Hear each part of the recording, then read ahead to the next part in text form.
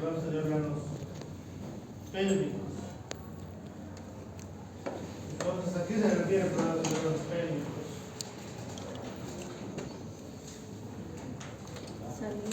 Básicamente la estructura o la salida de las estructuras pélvicas a través de un debilitamiento del suelo pélvico, ¿no? Específicamente del hiato urogenital, ¿no? Y puede comprometer varias estructuras, tanto la vejiga, la uretra, el útero, el cuello del útero, el recto y los intestinos delgados. Como una hernia, ¿no? Una hernia a través de un debilitamiento del hiato urogenital, ¿no? Que el hiato urogenital es parte de las estructuras del pélvico, ¿no? El soporte del pélvico. Entonces, ¿qué es? Básicamente desplazamiento de los órganos pélvicos hacia abajo, ¿no? A través de las paredes vaginales, en dirección de qué? De la vulva o más allá de esta, ¿no? Y este proceso debe ser comprendido como una hernia, ¿no? Que es producida a través del hiato urogenital, que es el punto más débil por naturaleza del piso pélvico. Al igual que las demás hernias, pues es a través, ¿no? No necesariamente, o sea, no vamos a creer que va a salir, por decirles, la vejiga, ¿no? Va a estar fuera a través de la vejiga, de la vagina, ¿no? Sino que lo desplaza, ¿no? El desplazamiento de la pared se refiere. Ahora, este colapso de los órganos pélvicos es un trastorno que tiene varios síntomas y signos que van a estar de acuerdo al tipo de prolapso que va a presentar, los cuales van a reducir la calidad de vida de las pacientes, ¿no? Ahora, en relación a los signos y los síntomas, van a ser variados de acuerdo al tipo de prolapso, ¿no? Mencionamos prolapsos de la pared vaginal anterior, de la pared vaginal posterior, prolapso del útero y del cuello del útero, y prolapso de la cúpula vaginal, después de una paciente que ha sido histerectomizada por cualquier otra causa. ¿A qué se debe el prolapso de la pared vaginal anterior? ¿Sabe?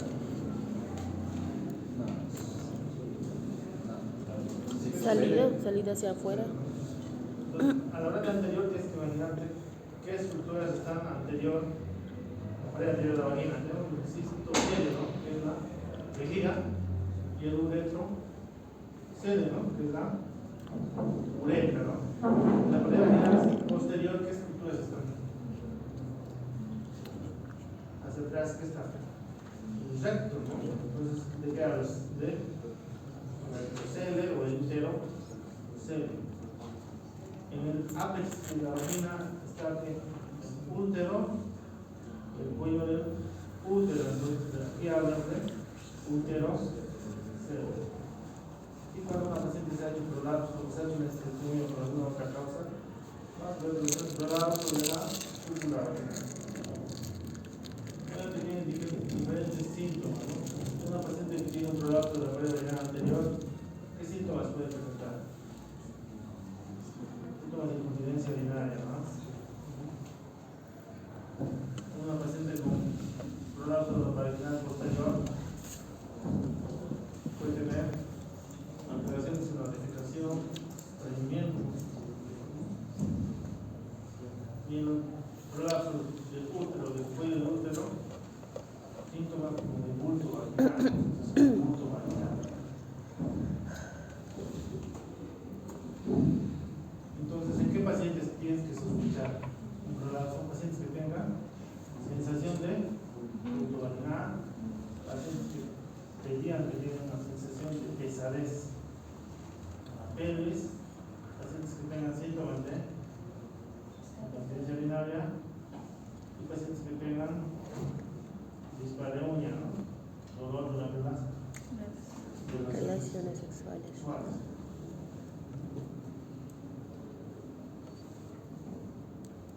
En cuanto a la epidemiología, menciona que afecta a millones de mujeres en el mundo, ¿no? Y actualmente se menciona que está aumentando la tendencia, ¿no? Porque sabemos que actualmente la esperanza de vida está aumentando, ¿no?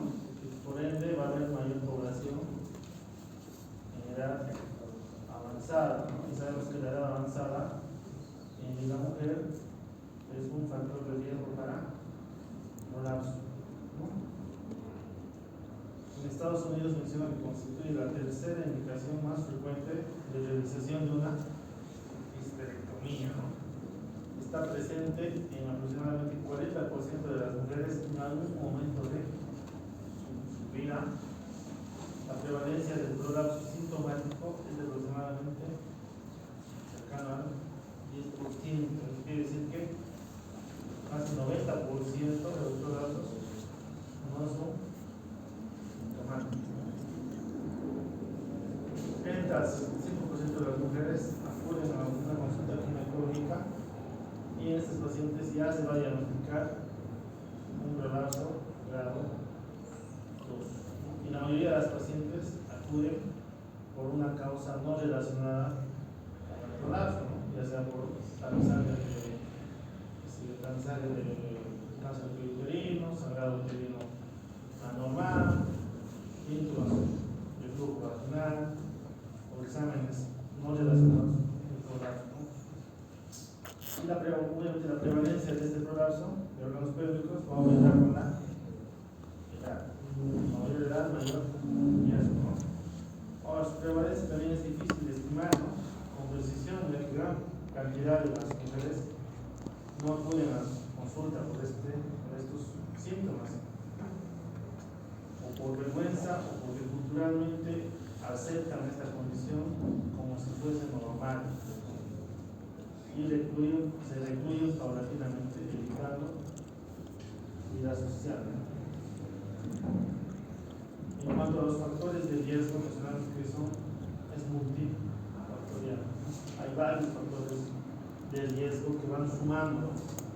El factor va sumando para que una paciente determinada tenga mayor riesgo, ¿no? Para que presente esta patología.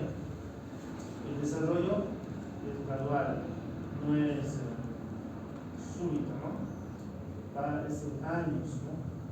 Y no necesariamente tiene que una paciente cruzar por los distintos grados, ¿no? De un grado 1, 2, 3 hasta el grado 4.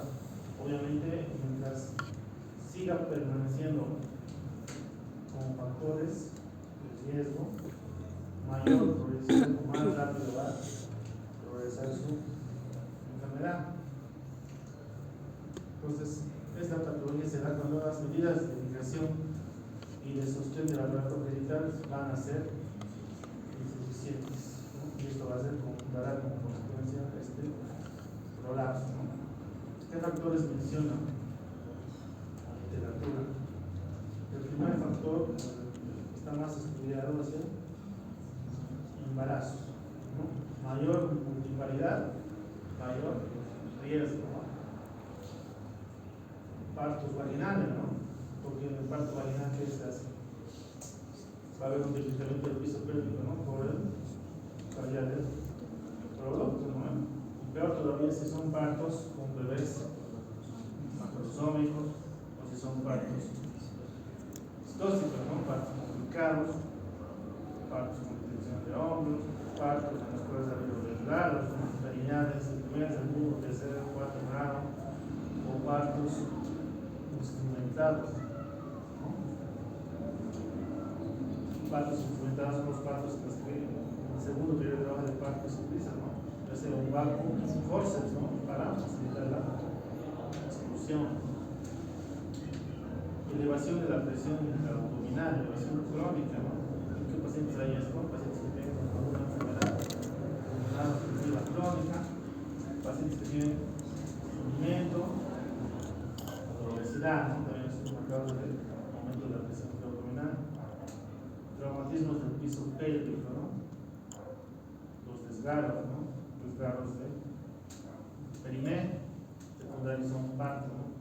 ¿Se acuerdan cómo se clasificaban los desgrados. ¿Quién se acuerda? Primer grado, segundo grado, tercer grado y cuarto grado. Primer grado, ¿qué estructuras comprometían? Piel, cosa, ¿no? Segundo grado, músculo. ¿Ah? Tercer grado, esfínter anal. Y cuarto grado, mucosa rectal. Factores genéticos como deficiencias de colágeno, la grasa, trastornos del tejido conjuntivo y trastornos neurológicos, ¿no? Como la espina bífida. Entonces, todo esto mencionamos que es multifactorial, ¿no? No hay una sola causa, ¿no? Todos estos factores van sumando y te da mayor riesgo, ¿no? Igual, ¿no? Aquí se ve, ¿no? Macrosómico, ¿no? Un bebé bonito, dice, ¿no? Sin embargo, la mamá no sabe que ese bebé bonito pues, ha destrozado todo su suelo pélvico, ¿no?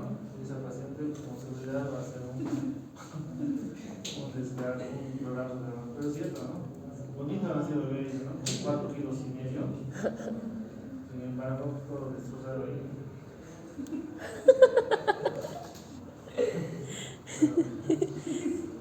Todo destrozado. La relación auténtico, ¿cuál es? La multiparidad, la macrosomía, ¿no? Cuando un peso mayor de 4 kilos. Una segunda etapa de trabajo por parte prolongado, igual es un factor de riesgo.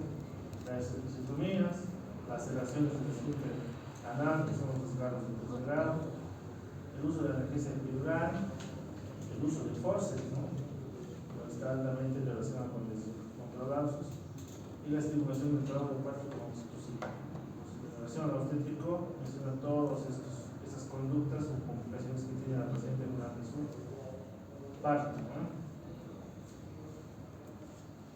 En relación a la edad, mencionamos que en las mujeres de 20 a 59 años la incidencia del prolapso casi se duplica con cada diseño de vida, ¿no? El envejecimiento se va a asociar con qué? Con procesos degenerativos y básicamente con hipoestrogenismo, ¿no? El hipoestrogenismo es un factor de riesgo para el debilitamiento del piso pélvico, ¿no? Las conjuntivopatías. ¿Han escuchado el síndrome de Ehlers-Danlos, ¿no? Es la más conocida, ¿no? Asociada con prolapso de órganos pélvicos y también con otra patología obstétrica. ¿Cuál era? ¿Se acuerdan? Una que con la genopatía en la paciente obstétrica en relación a la ruptura prematura de membranas, ¿no? Es una genopatía asociada a eso. En cuanto a la anemia, el riesgo es menor entre las mujeres de raza negra y asiática, mientras que las hispanas y caucásicas tienen mayor riesgo, ¿no? Esto se relaciona a el colágeno y a la pelvis ósea. Como mencionamos anteriormente, la presión intraabdominal, ¿no? ¿Qué hace el factor de riesgo de la presión intraabdominal? Pacientes con sufrimiento crónico, tos crónica, enfermedad pulmonar obstructiva crónica, o pacientes que hacen con levantamientos de pesado, ¿no? Esto se relaciona, todo esto se relaciona con qué? Debilitamiento de la presión del suelo pélvico por aumento de la presión abdominal, pero básicamente va a haber una lesión del nervio muriendo. Ese es el factor que va a provocar la elevación de la presión abdominal. Ahora, hablando de lo que es el soporte pélvico, o sea, la pared, la estructura del suelo pélvico, hay una teoría, ¿no? Que es la teoría de la hamaca del suelo pélvico. Nancy, ¿no? Que divide el suelo pélvico en 3 niveles, ¿no? A partir del conocimiento de esto se va a determinar qué grado o qué tipo de, cuál va a ser más acentuado el prolapso que va a presentar, ¿no? Son 3 niveles, ¿no? Desde arriba hasta abajo, ¿no? En un nivel superior, ¿qué tenemos? En un nivel superior este soporte apical, va a dar principalmente soporte a qué estructuras, a la vagina y el útero, ¿no? ¿En qué estructuras dan soporte a la vagina y el útero? Básicamente los ligamentos uterosacros, los ligamentos carinales, ¿no? Que suspenden el útero y la vagina en su sitio. Función: sostener el ápice de la vagina y el útero. El daño a este nivel se asocia con qué? Con prolapsos del comportamiento apical, o sea, con prolapsos uterinos, prolapsos de la cúpula vaginal en pacientes post-esterilizadas o heteroceles. ¿En qué pacientes creen que se puede haber una lesión de este compartimiento, de este nivel 1?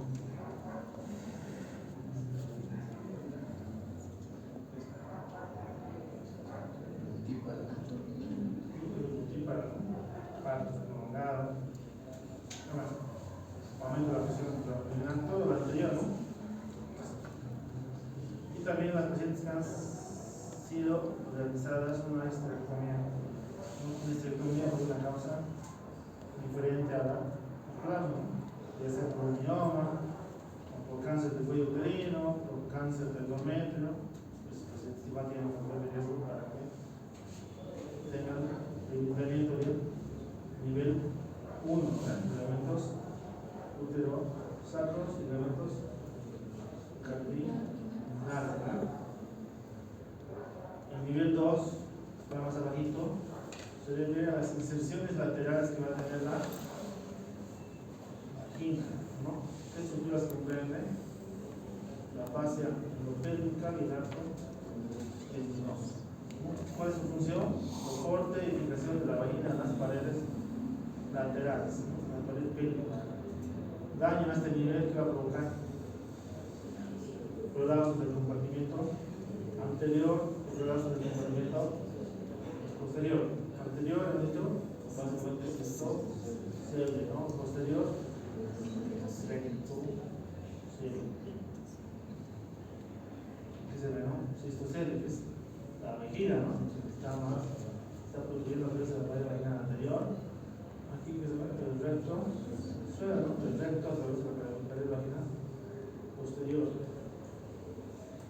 Y más abajo está el compartimiento o el nivel 3, ¿no? Que es el soporte genital, ¿no? Que es la porción más inferior de la vagina y el suelo pélvico. ¿Qué estructuras incluyen? El diafragma umbilical, el cuerpo perineal y los músculos elevadores del ano, ¿no? Que son los más importantes, ¿no? La estructura que te da mayor fuerza al piso pélvico. Función: proporciona la función distal y soporte de la vagina, la uretra y el recto. Daño a este nivel se manifiesta como desgarros perineales y cuerpos perineales deficientes. Obviamente una paciente no va a tener solamente un daño de solo nivel 1, solo nivel 2, solo nivel 3, no va a tener asociados los 3, ¿no? Es por eso que no necesariamente una paciente tiene o solo prolapso de vejiga o solo prolapso de útero, ¿no? Generalmente la mayoría de los prolapsos vienen acompañados de otros prolapsos de otras ocasiones. Es por eso que se habla actualmente de pared anterior, pared posterior o del ápice vaginal, ¿no? No se habla solamente de cistoceles, uteroceles o rectoceles o interoceles, ¿no? Estamos hablando, ¿no? En cuanto a la fisiopatología, ¿qué es lo que pasa, ¿no? para que una paciente pueda desarrollar un prolapso? Básicamente va a ser o va a iniciar una lesión del músculo elevador del ano, que es la estructura más importante, ¿no? Estas lesiones de estos músculos van a producir un aumento de área del hiato urogenital, y dijimos que como definición se puede mencionar que es una hernia, ¿no? A través del hiato urogenital. Esto va a producir estiramiento y ruptura de los elementos de sostén, como son son las fascias y los ligamentos. ¿Qué fascia? La fascia pélvica, los ligamentos, de los sacros, los ligamentos cardinales. Y dependiendo de cuál sea la estructura que se rompe, se va a dar lo que es la manifestación clínica del prolapso.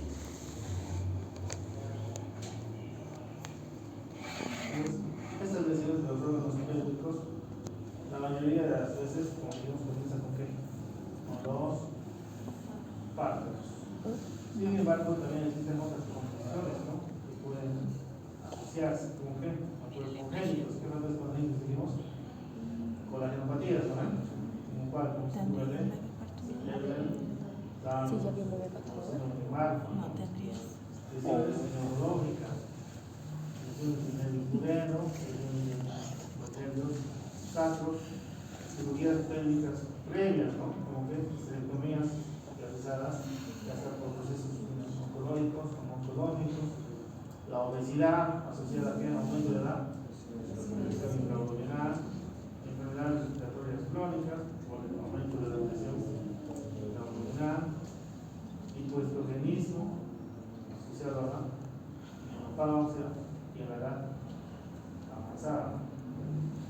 Aquí se ve la imagen, ¿no?, un parto instrumentado con qué se llama, con un Forceps.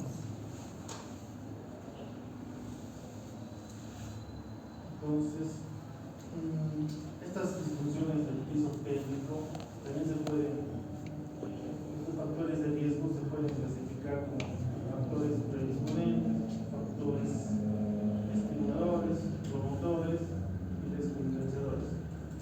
Y básicamente es todo lo que anterior ya mencioné, ¿no? Como factores predisponentes, sexo, ¿no?, mediante la mujer, ¿no?, sexo, neurológico, anatómico, colágenos, musculares, culturales y mentales. Esto ya está resumido en lo anterior, ¿no? No hay mayor énfasis en eso, ¿no? Esto ya lo conocemos ahora. Ahora, ¿cómo se hace el diagnóstico de un prolapso de órganos pélvicos? Básicamente el diagnóstico es estrictamente clínico. No hay ningún estudio de laboratorio, o hay un estudio tomográfico, un estudio de resonancia magnética para que diagnostiques, ¿no? Básicamente es lo que ves, ¿no? ¿Y cómo ves? Así la paciente básicamente te da maniobras de pasada, ¿no?, que es la maniobra más importante. Sin embargo, dicen, ¿no?, que hay estudios, ¿no?, como la resonancia magnética o el ultrasonido que pueden de cierta manera ayudar, pero que actualmente no son de mucha utilidad. Y peor todavía en países como el nuestro, pobres, no vas a recurrir a una resonancia magnética para diagnosticar un prolapso de órganos pélvicos. En relación a la anamnesis, siempre es preguntar antecedentes personales, factores de riesgo para la situación de suelo pélvico, ¿no? Lo mismo, ¿no?, que preguntar factores predisponentes, ¿no?, herpes, la raza, variaciones alcohólicas del paciente, alguna deficiencia de tonaje, ¿no? Preguntar sobre factores iniciadores, como si se realizó una cirugía pélvica radical, si ha sido sometida a una radioterapia, quizá por un proceso de un cáncer de cuello uterino, o ha tenido partos vaginales complicados, partos macrosómicos, multípatas, factores favorecedores, tomando en cuenta el índice de masa corporal, la obesidad, pacientes que tienen menopausia, déficit estrogénico, pacientes con cirrosis crónica o pacientes que realizan ejercicio físico intenso, ¿no? Y envejecedores, pues, no se puede cambiar, ¿no?, el envejecimiento, ¿no?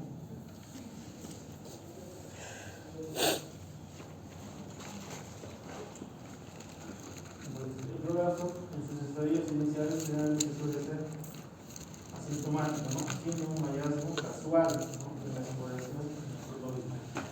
El síntoma fundamental del prolapso es la sensación de bulto genital. Ahora, ¿cómo se hace la exploración física?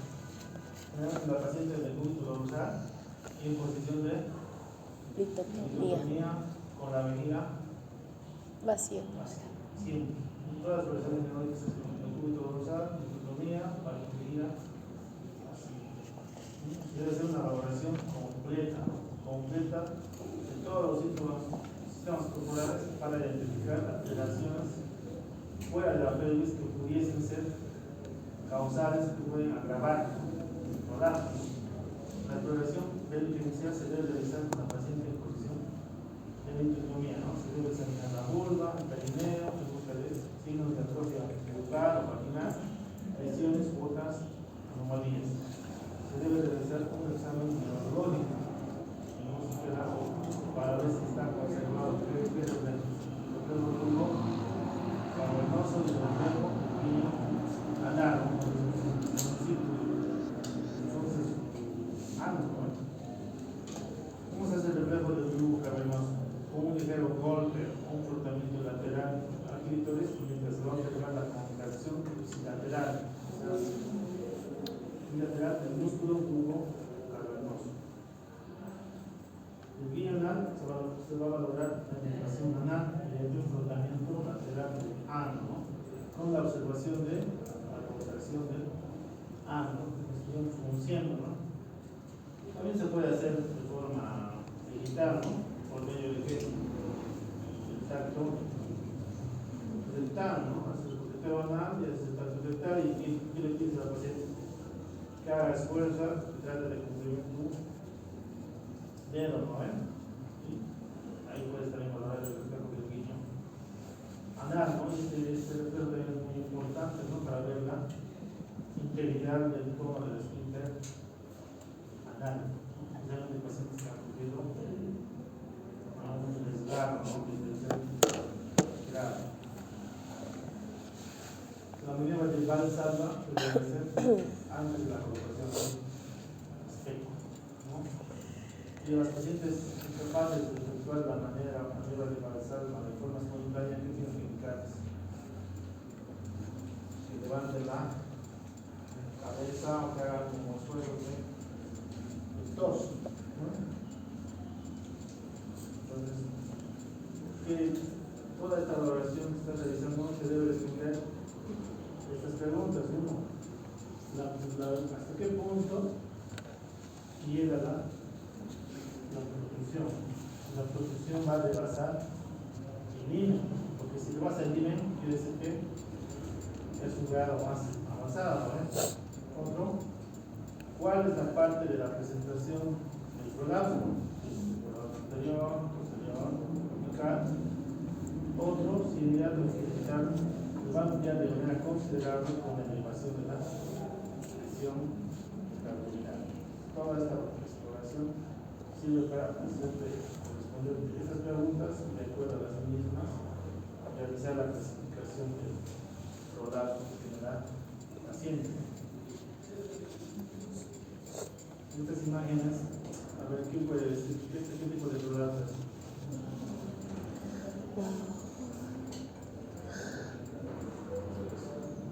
¿Anterior o posterior? Parece ser posterior. Posterior. ¿Posterior por qué? ¿Es el recto? Por la no. Es un prolapso anterior, ¿no? ¿Esto? Posterior. Un prolapso anterior, ¿no? ¿Y esto? Igual. La pared anterior, ¿no? Tanto combinado del útero con la... Wow. Las pacientes de edad avanzada que se aguantan, que no tienen aplicado la última hora, última por insistencia, llegan con este tipo de prolapso. Entonces, en cuanto a la distribución y clasificación, se realizan de dos maneras. Uno es el sistema Koch-Kur y otro es el sistema de Valen, ¿no? Que son diferentes. El sistema de Valen aún utiliza lo que es la terminología de como separado, ¿no? Cistoceles, cistoceles, prolapso uterino, rectocele o heterocele. Valen, ¿no? Pero el actual, que es el de POPCO, se utiliza el término de prolapso de la vaginal, prolapso de pared vaginal anterior, prolapso vaginal posterior, prolapso de cópula vaginal. En el de Baden toma en cuenta 4 grados, ¿no? De 1 a 4. En el de POPCO toman 5, ¿no? De 0 al 4, ¿no? Desde 0, sin prolapsos, hasta 1, prolapso total, ¿no? Pues la primera, ¿cuál es la que más se utiliza? La descripción y clasificación del sistema de POPCO, ¿no? Básicamente es una técnica que va a medir el prolapso en cada compartimiento, tomando como estructura de referencia el anillo de Ime, ¿no? El anillo lineal. Es el punto de referencia para determinar el nivel de prolapso que tiene la paciente, ¿no? Se va a utilizar como medidas 12 centímetros, ¿no? Los puntos del prolapso se van a ubicar por encima, proximales, o por debajo, distales. Los que están por encima son los puntos ya normales, ¿no? Y los que están por debajo son los puntos anormales, son puntos patológicos, como descensos de nivel. Y toma en cuenta 6 puntos, ¿no? 2 puntos en la pared vaginal anterior, que es el punto AA y el punto BA. 2 puntos en la pared vaginal anterior, AP y el BP.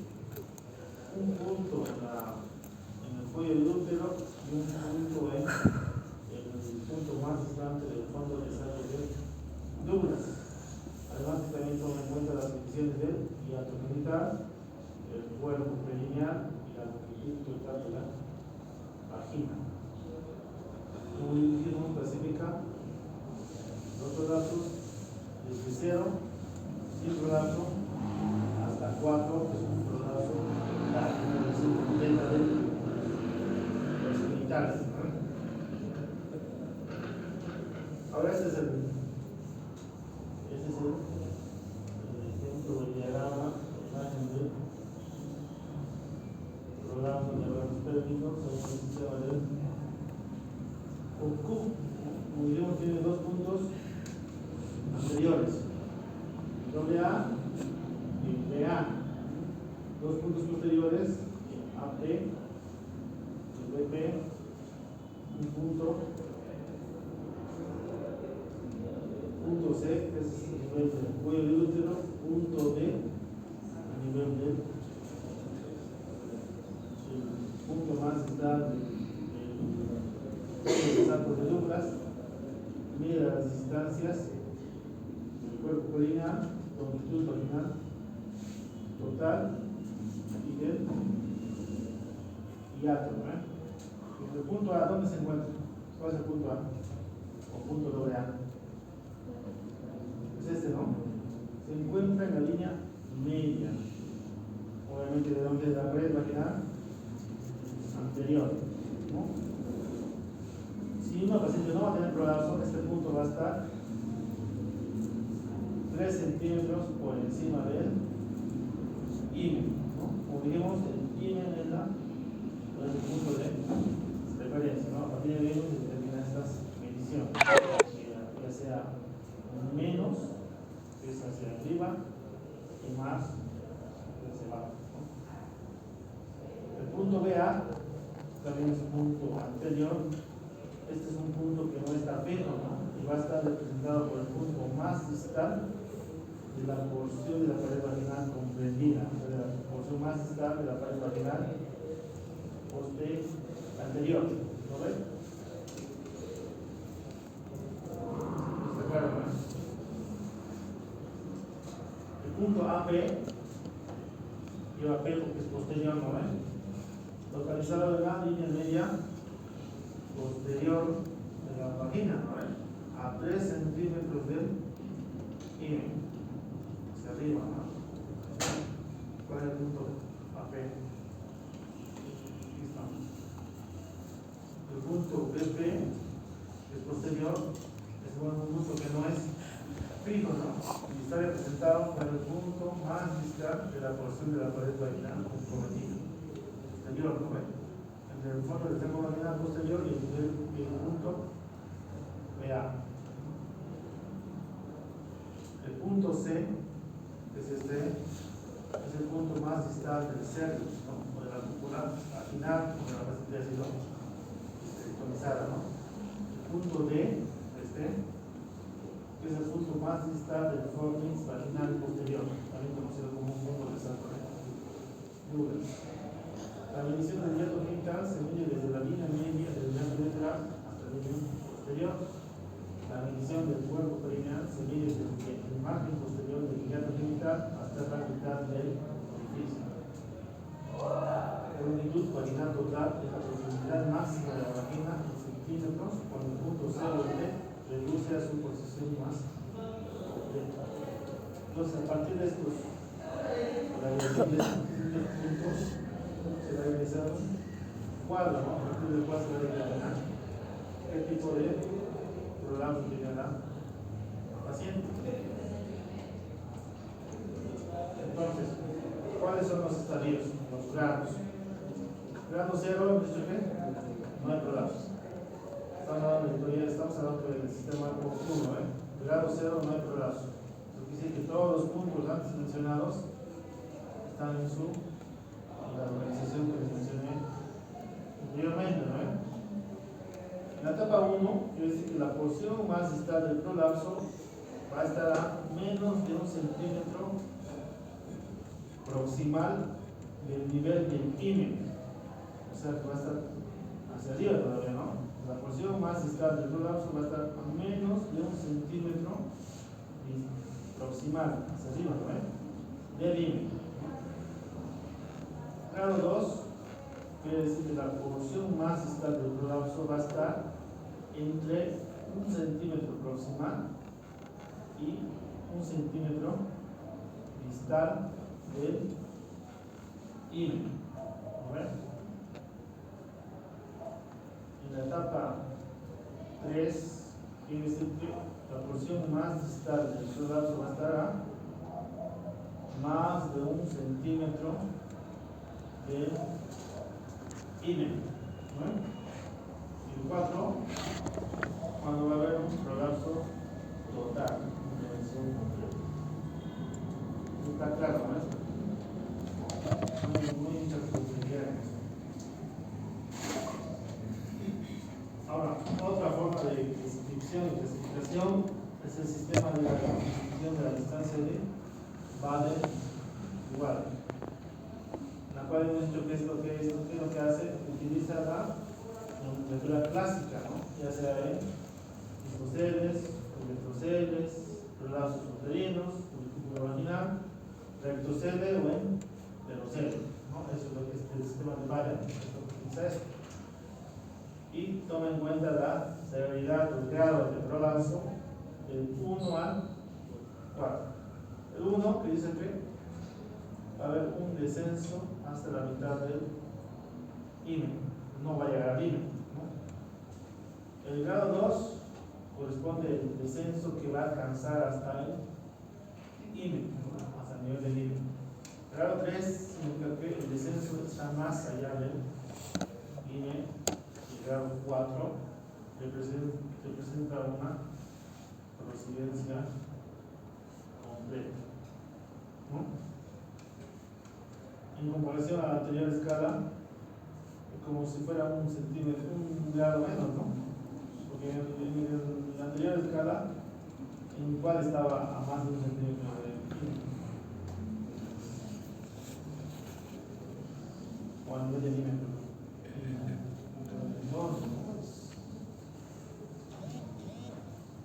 Y aquí son las imágenes, ¿no? De lo que menciona esto, ¿no? Este es normal.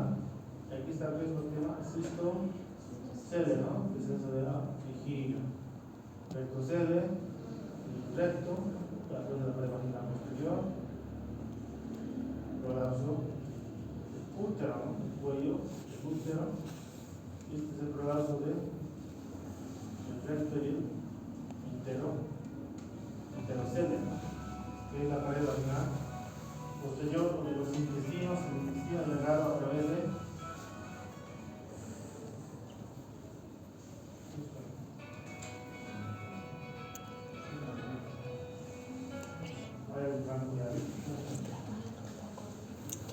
Puedes grabar un poco.